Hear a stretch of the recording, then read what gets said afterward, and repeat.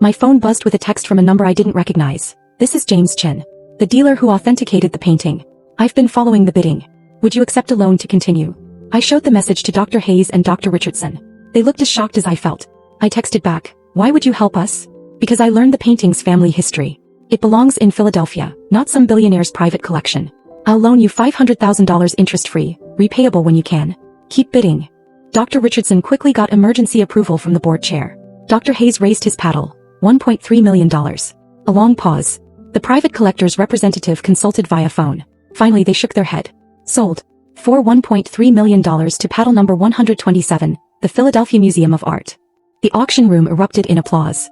It was rare for a museum to win against wealthy private collectors, and the story behind this particular piece had captured people's imagination. After the auction I met James Chen in person. He was younger than I'd expected, maybe 40, with an easy smile. Why did you help us? I asked. Because I'm in this business for the art, not just the money. Yes, I made a nice profit. I bought for $350 and the auction house pays me a percentage of the final sale. But some pieces belong in public collections where everyone can enjoy them. This is one of those pieces.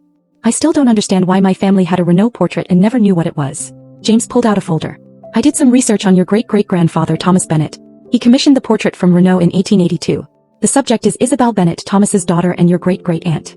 She died of tuberculosis in 1883 at age 19. He showed me letters he'd found in historical archives.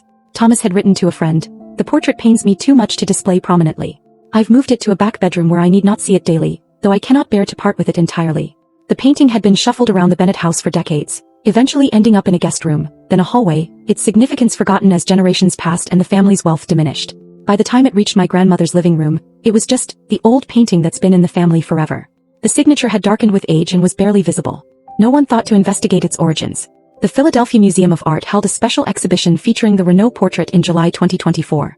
I was invited to give a lecture about the painting's history and rediscovery. Standing in front of the portrait, my great-great-aunt Isabel, I told the full story.